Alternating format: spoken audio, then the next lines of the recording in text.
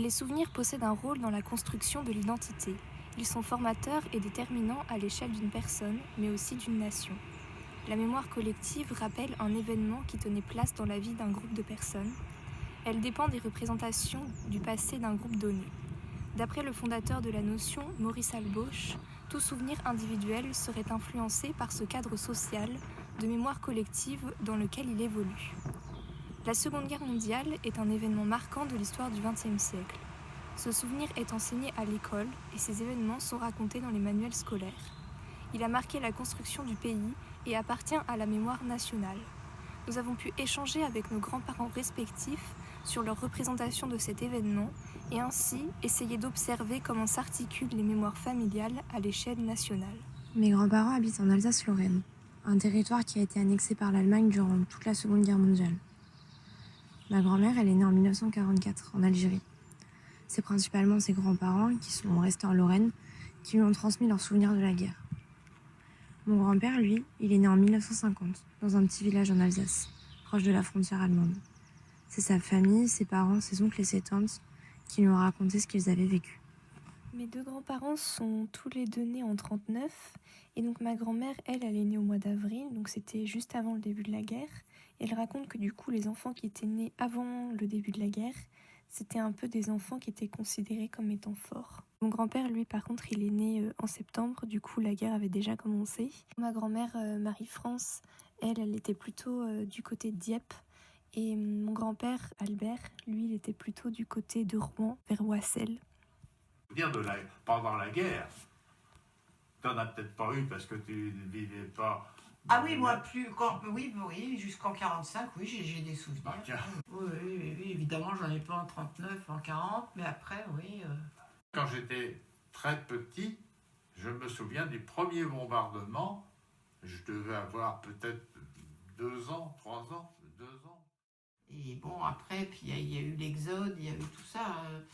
Mais moi, j'en ai pas vraiment le souvenir, mais on me l'a raconté. D'être parti avec... On avait de la chance, nous, on avait des voitures. Oui. Alors qu'il y avait des tas de gens qui partaient à pied, oui. Sur les routes, avec tout ce qu'ils avaient. Maman, elle avait... Qu'est-ce qu'elle avait fait? Elle avait fabriqué une pochette où elle avait mis tout son argent qu'elle avait coincé entre ses deux seins dans son soutien-gorge. Comme ça, elle se disait, bon, on aura toujours de la monnaie d'échange si on a besoin de... Et puis on ne volera pas, voilà. Oui, je me souviens qu'elle disait qu'elle avait fait ça. J'ai un souvenir que je n'ai pas vu parce que j'étais trop jeune. C'est en 40, l'exode suite à l'arrivée des Allemands qui arrivaient, on disait à la radio que les Allemands arrivaient dans le nord de la France. Donc tous les gens qui habitaient le nord de la France s'étaient dit on va partir dans le sud de la France. Oui. Et alors, mon grand-père avait deux voitures ou 3 avec son frère et des cousins. Et il avait pris les bonnes sœurs qui étaient les professeurs de sa dernière fille, la tante Antoinette, qui était à Moscou, étaient venus avec lui. Ils avaient pris un camion ou 2 et ils avaient mis tout ce qu'ils avaient de plus précieux, puis ils descendaient dans le sud. Arrivé à la Loire, le pont était bombardé juste avant qu'ils arrivent. Donc, ils ne pouvaient plus passer. Donc, mon grand-père a dit, puisque c'est ça, les Allemands nous ont rattrapés, on va pouvoir remonter chez nous. Et ça s'est terminé là, leur exode. Mais ils avaient quand même emmené avec eux tout ce qu'ils avaient de plus précieux. Si tu veux, monnaie ou... Oui, il y avait des gens qui emmenaient leur argenterie, qui emmenaient tout, ils avaient tellement peur. Tout ce qui était précieux, les gens les emmenaient avec eux. Ouais. Ah oui. Et quand mon grand-père a vu qu'il ne pouvait pas traverser la Loire pour descendre plus bas en France, ils ont fait demi-tour, il a dit on rentre chez nous. Oui, et quand ils sont arrivés chez eux, ils se sont aperçus que des gens leur avaient cambriolé leur maison. Alors on ne sait pas, mais ce n'était pas des Allemands, on ne sait pas qui c'est. Oui. C'était des gens mal intentionnés. Moi j'ai le souvenir aussi et on n'aimait pas aller dans les caves. Moi j'avais horreur de ça. Et à chaque fois qu'on avait la sirène se mettait en route pour nous annoncer qu'il y avait des avions qui arrivaient pour bombarder, on descendait toujours dans la cave Oui. Et pour se oui, mettre à l'abri. et comme on était petits, toi comme moi, enfin toi je sais pas comment ça se passait, mais moi je me souviens qu'il fallait descendre avec le petit pot de chambre. Ah oui. Ah oui, parce que au cas où on aurait envie de faire pipi, bon il fallait alors, oh, comme j'aimais pas ça, descendre dans la cave, c'était une horreur. Et quand nous étions un peu plus tard, on a été réfugiés à 60 km de Dieppe, parce que comme l'hôtel que mes parents exploitaient avait été détruit, ils n'avaient plus de moyens d'exploitation. Ils avaient d'abord été... L'hôtel avait été réquisitionné par les Anglais d'abord. Alors ça c'était très bien parce que c'était que des médecins. Bon, et voilà que les Allemands arrivant, les Anglais sont partis en vitesse et ça a été remplacé par les Allemands. Et à ce moment-là, mes parents se sont dit il faut qu'on fasse quelque chose. On n'a pas de moyens d'existence. On n'a plus d'hôtel. On n'a plus d'hôtel, on n'a plus rien. Il faut qu'on travaille. Et ils ont acheté une affaire c'était une vente de primeurs. Un grossiste imprimeur. Un grossiste imprimeur. Fruits et légumes. Fruits et légumes. Mais comme il y avait tout le temps des bombardements qui venaient, ils se sont dit pour les enfants, Sur la ville de il Dieppe. faut qu'on s'éloigne de Dieppe. Donc ils connaissaient des gens, ils ont loué le rez-de-chaussée d'un château à Auffay, à 60 km de Dieppe. Et là, on était bien, les enfants, on était là avec une grand-mère. Et mes parents, ils faisaient tous les jours le trajet à vélo parce qu'ils avaient peur de prendre le train pour pas être bombardés et tout ça. Et donc, ils étaient forcément très très fatigués. Et c'est comme ça que mon père c'est tellement fatigué qu'il a attrapé la tuberculose. Bon, bref. Et qu'il en est mort en 47. Mais c'est pour dire que là-bas, à Auffay, ben, on était pas mal. Parce qu'on était à la campagne. C'était un petit château qui dominait la ville. Et on voyait tout ce qui se passait. Et quand on voyait les avions arriver et qu'on disait ça va bombarder, on ne voulait pas descendre à la cave. Alors notre père nous disait bon, bah, on ne descend pas à la cave, mais on se met tous à plat ventre dans le jardin. On regarde les avions, on se met à plat ventre, et puis quand ils seront partis, on se relèvera. Mais vous vous mettez bien à plat ventre, je me rappelle de ça. Mais on n'allait pas à la cave. On ne voulait pas aller à la cave.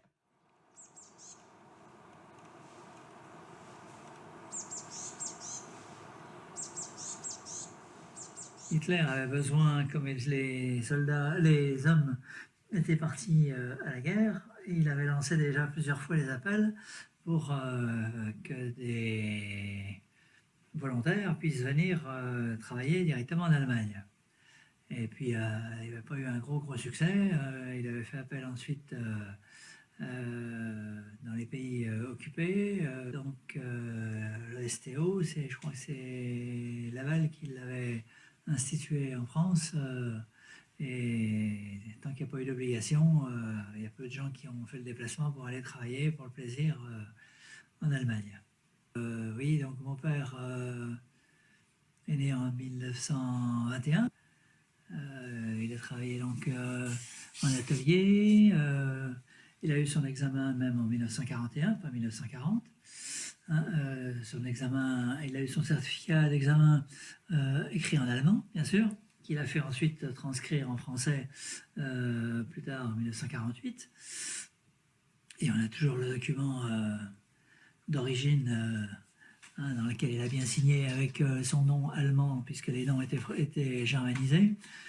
C'était plus Biegel, mais c'était Biegel. Et il a bien signé Biegel Paul. C'est lui qui a écrit sur son certificat.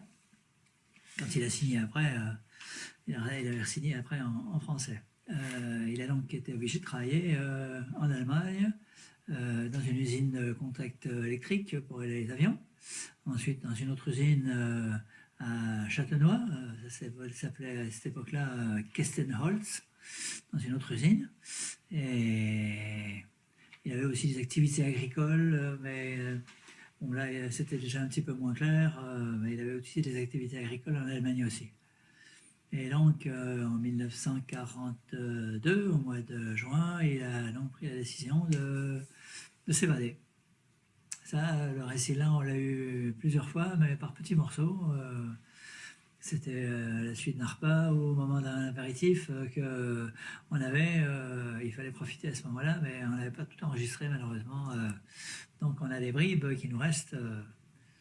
Donc il s'est donc évadé depuis le STO vers la France. Il a rejoint déjà l'endroit où il était né, donc à Fouchy. Et ensuite, il a décidé donc de partir un jour, et puis pour éviter d'être suivi, d'être repéré par les chiens, on lui avait déjà dit qu'il fallait mettre de l'essence dans les chaussures pour que les chiens perdent la trace. Ben oui, parce que les Allemands, première chose qu'ils ont fait, c'est arriver directement chez les parents pour dire votre fils là. Alors son père il a dit ah non, mon fils c'est un mauvais là, c'est un mauvais, il s'est sauvé là, je lui ai dit il fallait pas, non c'est un mauvais fils, donc il a chargé son fils, comme ça au moins il savait très bien de quel côté était son père, et donc quand il reviendra je vous le dirai, oui bien sûr, il n'a jamais rien dit, mais il était donc parti comme ça. Subitement, il avait quitté la maison et ils étaient donc partis avec un autre qui habitait un petit peu plus loin. Et ils avaient donc décidé de partir jusque de l'autre côté dans le sud de la France. Alors son récit lui-même était un petit peu spécial parce que bien sûr deux Français qui s'évadent, ça passe pas inaperçu, hein, donc les consignes étaient surtout ne jamais courir. Hein, parce que évidemment on allait se faire repérer, hein, et puis d'autres aspects, entre autres l'aspect du bus, le transport en autobus, qui lui, le bus s'est fait arrêter par des Allemands, et puis là, et le bus s'est trouvé bloqué, et il me manque encore il y a des souvenirs qui sont pas encore, qui sont plus très clairs à ce niveau-là, mais effectivement ils ont réussi. Effectivement, à passer de l'autre côté. Mais sinon, je sais pas, Après, peut-être pas, mais- parce qu'il n'y avait pas vraiment de résistance dans nos régions à nous. Oui. C'était pas Il très. y en a eu un peu. Il y en avait sûrement, mais on Il y en a ne eu un peu. connaissait pas. Dans notre secteur, il y en a eu surtout le long de la Seine, parce que Avec les ponts la et tout Seine, si tu veux, il y a des falaises avec des grottes. Mm. Et les résistants se cachaient dans les grottes, entre Rouen et Elbeuf, par exemple. Mm. Alors, on a dit que c'était des résistants ou des gens qui ne voulaient pas être travailleurs forcés par les Allemands. Oui, qui du coup. Ils ne voulaient pas partir en Allemagne, donc ils se planquaient dans les grottes pour être sûr qu'on vienne parler. Oui.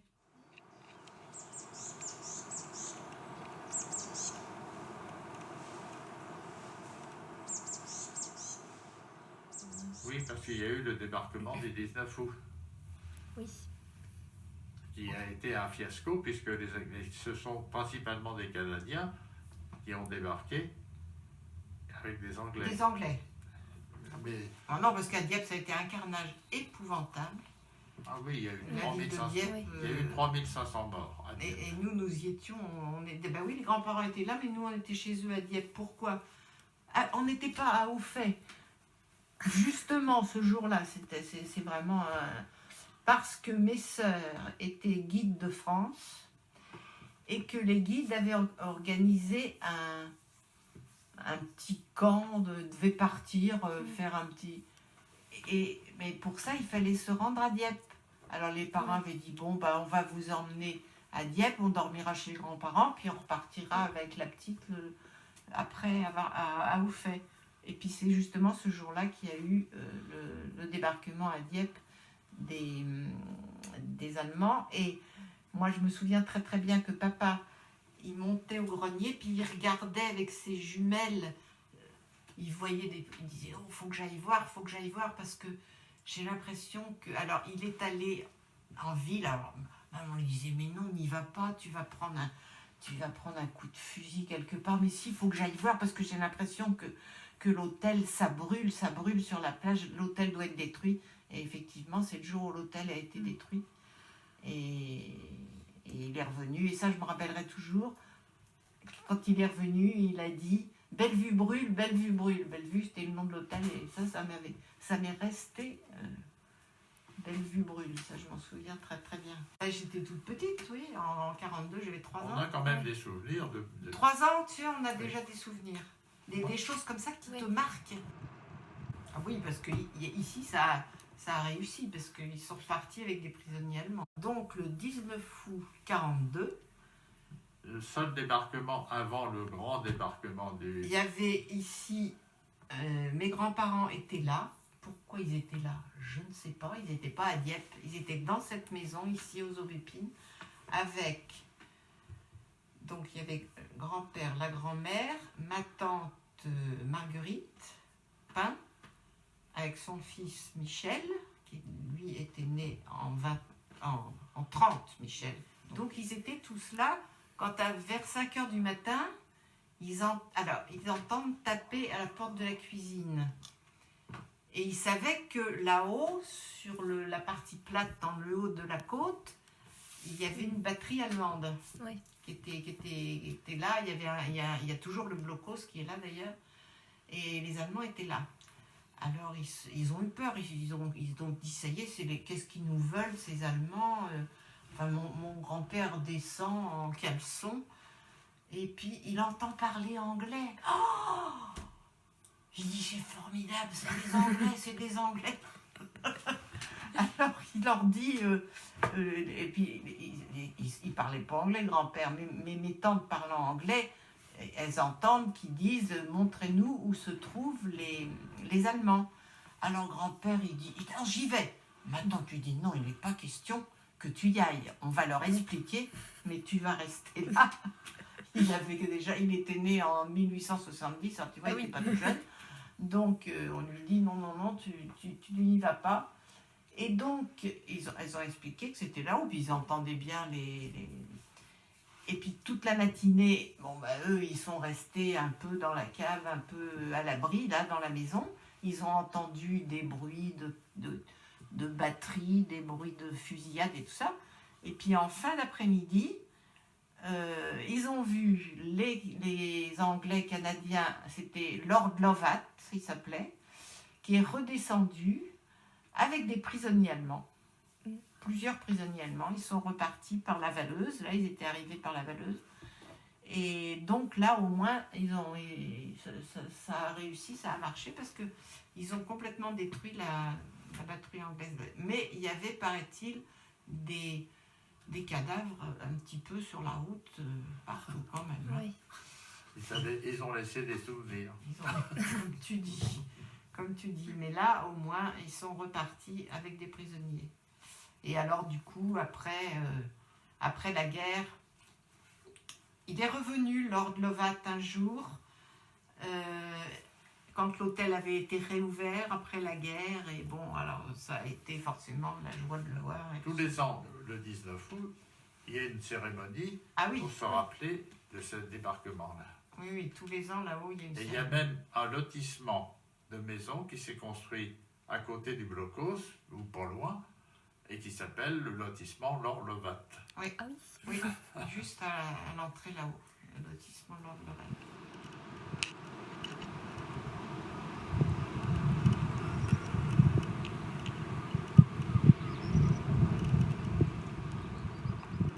Oui, parce que, et puis moi, parmi mes oncles, j'en ai 2 qui avaient été prisonniers. Le mari de ma tante Pain, et lui, il est resté prisonnier, je ne sais pas en quelle année il est revenu. Moi, je sais que mon père... Il a été prisonnier longtemps, et par contre, le mari de ma tante Louise, il s'était évadé, lui, où il a essayé de s'évader, je ne sais plus comment ça s'est terminé. Ça, je ne pourrais pas te dire. Mon père, du fait qu'il avait 3 enfants, il n'avait pas été... en service armé. Non, il n'avait pas été... Il avait été consigné près d'Arnétal, là où il y a l'école d'archi, pour s'occuper de gérer sans doute les histoires de cantine et tout ça, comme il était hôtelier, on avait dû lui confier ça. Mais il n'était pas parti au front. Il était dans l'intendance. Dans l'intendance, oui, c'est ça. Par contre, mon père, il est parti en 1939, quand s'est déclaré la guerre. Il faisait son service militaire en tant qu'officier, puisqu'il avait fini son diplôme d'ingénieur central, et il était donc parti. Et alors finalement, il est parti, il est allé dans le sud de la France. Il a été envoyé à Biscarrosse, qui était il était à l'époque dans une armée des gens qui tiraient les canons, les obus, tout ça. Ça avait un nom, ça. Mais je m'en souviens plus très bien parce que je n'ai pas participé, évidemment. Et donc, si tu veux, mon père est parti une première fois, il est revenu quand l'armistice a été. Oui. Et il est revenu chez nous. Et il est reparti en 1944 au débarquement des Alliés. Tous les officiers de Normandie sont partis d'eux-mêmes vers rejoindre les armées alliées qui avaient débarqué. Oui. Donc il est arrivé à Granville, où il a failli se faire attraper par les Allemands.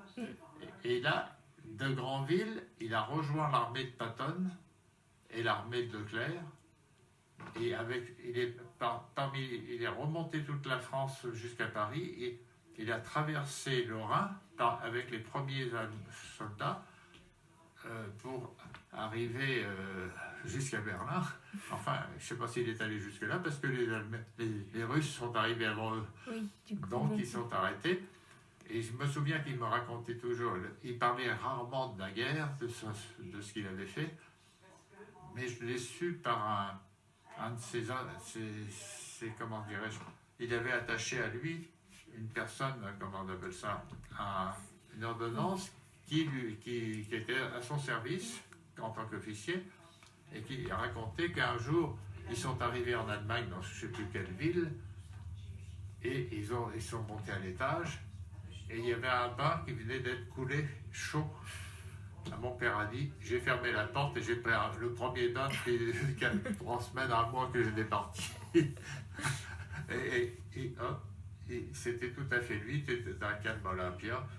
Et après, il a repris sa route avec ses soldats, puisqu'il avait un peloton. Oui. Comme tout officier, ils avaient toujours un peloton à diriger, quoi. Donc, tu vois, c'est une histoire qui m'est revenue comme ça. Mais par contre, il nous parlait très peu de ce qu'il avait fait pendant la guerre. Oui, vous ne savez pas trop ce qui. Non, ça n'avait pas marqué. Il n'en était pas fier. Il avait fait ce qu'il devait faire, et puis c'est tout, quoi.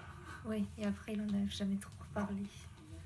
Il était parti sous-lieutenant, puis il a été nommé lieutenant. C'est tout ce qu'il a récolté pour la guerre. Et malgré nous, c'est des gens qui habitaient l'Alsace et qui avaient, du fait de l'annexion, été obligés de servir les Allemands. Dans la famille, il y avait effectivement une personne, Jean, mon oncle, qui effectivement a fait partie des gens qui ont été obligés d'enfiler l'uniforme allemand et de partir directement, être embauchés envoyés dans la Wehrmacht. Nous, on n'a pas tellement entendu parler de cette partie-là. On a entendu parler uniquement de cette histoire de Jean.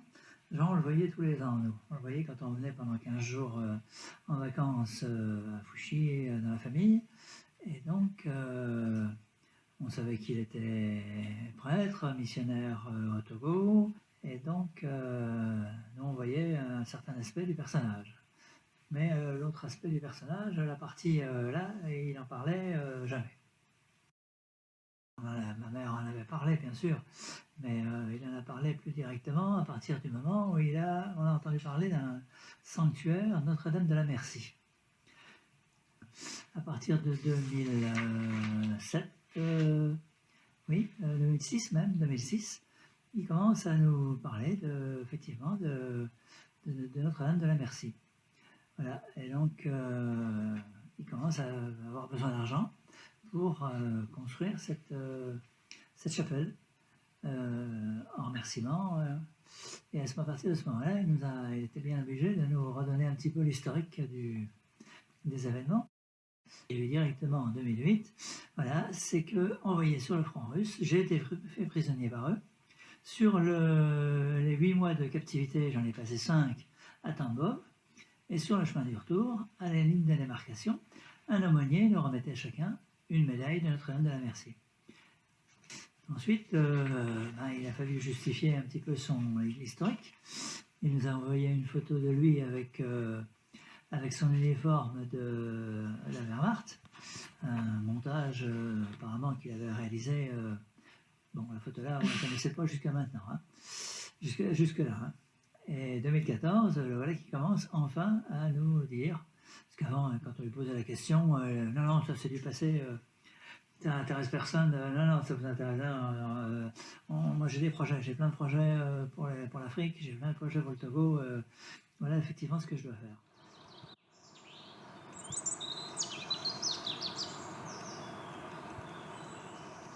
Alors les Juifs, ce sont des personnes de confession non juive qui ont justement sauvé des Juifs pendant la guerre 39-45, l'occupation, puisque les Allemands raflaient toutes les familles juives. Et mes grands-parents habitaient donc à Pont-à-Mousson. Ils avaient une boulangerie, et juste au-dessus de la boulangerie, il y avait une famille juive qui habitait là. Mes grands-parents savaient que c'était des Juifs, il n'y avait aucun problème. Et le 1er mars 1944, la nouvelle s'est répandue dans Pont-à-Mousson qu'il y allait avoir une rafle. Entre autres, le professeur de piano de la fille Eugénie, la fille cadette, a été prévenu donc par son professeur de piano qu'il y aurait une rafle le lendemain. Donc Eugénie a alerté ses parents et ils ont caché déjà un fils dans une autre famille. Et le lendemain, quand les Allemands sont arrivés, ils se sont cachés derrière le four de la boulangerie de mes grands-parents pendant le temps de la visite des Allemands qui sont venus disant qu'il y avait des Juifs qui habitaient là. Ma grand-mère leur a dit qu'ils étaient partis, qu'ils s'étaient enfuis, qu'ils avaient su et qu'ils étaient partis, qu'ils n'étaient plus là. Donc les Allemands sont repartis. Ma grand-mère a fait donc sortir la famille Hoffmann derrière le four parce que ça devait chauffer quand même un petit peu. Et ils ont été transportés dans une autre famille à l'extérieur de Pont-à-Mousson, et de ça par toute une série donc de personnes de bonne volonté. Ils se sont retrouvés à la fin de la guerre aux États-Unis. Et au bout de quelques années, ils ont essayé de savoir un petit peu ce qu'étaient devenues les familles qui les avaient aidés pendant la guerre. Ils ont fait des recherches pour retrouver donc Monsieur Touvenin qui les avait aidés et mes grands-parents qui les avaient aussi cachés pendant les premières heures de la rafle. Ensuite, ils ont demandé à ce que ma grand-mère et d'autres personnes qui les avaient aidés soient reconnues comme justes parmi les nations. Et ma grand-mère a donc reçu la médaille de juste parmi les nations. Elle l'a reçue en 2008, elle était déjà décédée. Et c'est donc un de ses petits-fils qui a reçu la médaille et le document pour attester que ma grand-mère, elle est du reste inscrite sur un mur à Paris, oui, et au mémorial de la Shoah à Jérusalem.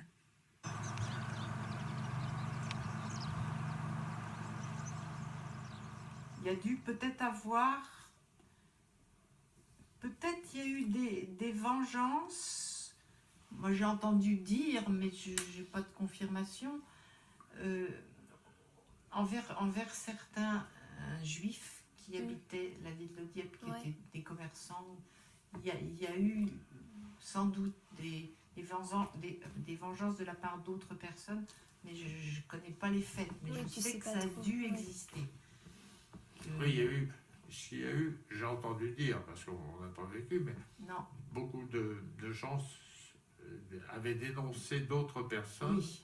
Oui, si tu veux, en vue de Ah oui, il y a eu, ben oui, je sais. leur faire du tort, si tu veux. Oui, par exemple, les femmes qui ont été tondues après la guerre, oui. parce qu'elles avaient couché avec des Allemands, ou supposé. Oui, Mais c'était là, il y a eu des vengeances.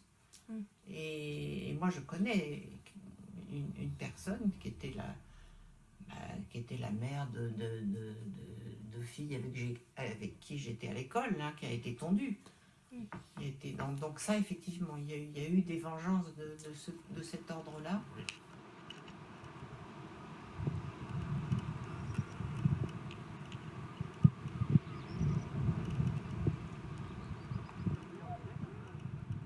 J'étais en bordure de forêt des Essarts, au-dessus de Wassel, sur la colline, en orée du bois. Et on voyait toute la vallée. Mm. Et à la libération, peu avant la libération, pendant des semaines et des semaines, les avions venaient tous les matins bombarder les ponts de Wassel. Parce que à Wassel, la Seine avait une île au milieu, Ouais. et il y avait donc 4 ponts. Mm. Et à chaque fois que les avions venaient, les avions alliés, c'était peut-être anglais ou américain, je ne sais pas, c'est plutôt anglais, ils larguaient les bombes, et je voyais les bombes partir des avions juste au-dessus d'un grand peuplier chez mes grands-parents qui servait de repère. Et on voyait les bombes descendre comme ça sur les ponts de Wassel. Oui. Et un jour, j'ai vu le pont qui a plongé. J'ai dit, ça y est, on va être tranquille, ils vont plus venir nous bombarder tous les matins à 11h. Tous les matins à 11h. Et finalement, ils sont revenus quand même. Parce qu'il y en avait 4. Il y en avait il n'y en avait pas qu'un. Et il fallait couper le repli des Allemands qui venaient de la côte, sous la pression des débarquements alliés, Oui. et qui remontaient vers Paris pour pouvoir repartir en Allemagne, quoi, parce qu'ils étaient un peu mal partis. Et finalement, on a quand même eu des bombardements qui ont continué pendant quelques temps, puis ça s'est arrêté peu de temps après, puisque les Alliés avaient rattrapé les Allemands, Ouais. et tous les Allemands qui étaient sur les quais rive gauche de la Seine à Rouen ont été bombardés, et il y a eu des milliers de morts, et tous les matériels, tous les chars, étaient complètement... Moi, je me souviens avoir vu ça, comme je n'étais pas très vieux, mais j'ai vu ça, j'avais 4-5 ans. Il y avait des montagnes de véhicules qui étaient bombardés, tout ça qui était avec les bulldozers alliés américains poussaient tout ça sur le bord de la Seine. C'était vraiment incroyable. Hein. Et on passait la Seine sur un pont de bateau qui avait été fait. Oui, Et après la guerre, ils ont refait plusieurs ponts parce qu'il y avait un seul pont, c'était pas suffisant.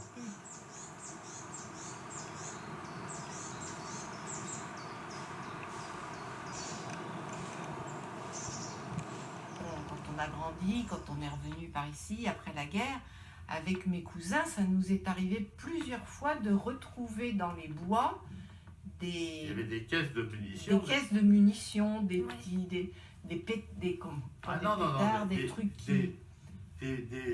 comment on appelle ça, des cartouches. Oui, des Des cartouches. cartouches neuves qui n'avaient jamais servi. Ouais, ouais. Ouais. Et il y en avait partout. Il y en hein. avait dans les bois, je m'en souviens, ici avec Philippe, ton Ah oui, cousin. oui. On en a trouvé. Hein. Oui, bon, bah alors là, les maisons n'ont pas trop souffert ici pendant la guerre. Il y a pas Par eu- contre, les Allemands qui habitaient dans le secteur, ils se servaient de tout ce qui était en bois pour se chauffer. Donc, ils avaient démonté les planchers des maisons. Et puis de plancher. Donc, dans la maison de ta tante Pain, ils avaient enlevé tous les planchers du premier étage, tout ça. On voyait le ciel presque. Oui, mais même à l'hôtel, ils avaient retiré Oui. tout le plancher du premier étage. Oui. Je me souviens parce qu'après la guerre, ça a été remis en état et avant de recloisonner pour faire des chambres, ils avaient laissé ça comme ça. On faisait du patin à roulettes avec mes cousins. On avait un grand espace là, pour faire du patin à roulettes. Oui. Et comme la route n'était pas goudronnée, il n'y avait pas tout ça. Et oui, ça c'est Et là où il y a eu des bombardements, il y avait des grands trous, des cratères, si tu veux. Oui. Alors, on s'amusait quelquefois à remonter dedans. Mais il y a des villages entiers qui ont été détruits. Par exemple, Fourville, il n'y avait plus rien. Tous les bords de mer, toutes les maisons avaient été rasées par les bombardements. Alors que c'était vraiment très coquet avant la guerre, Il y avec avait des des belles hôtels. villas, il y avait un petit casino, il n'y avait plus rien du tout. Et ça a été reconstruit. Ça n'a pas été reconstruit identique. Oh non, c'est pas très beau ce qu'ils ont Non, refait ils n'ont finalement. rien fait de vraiment extraordinaire. Les maisons en briques, c'est pas terrible.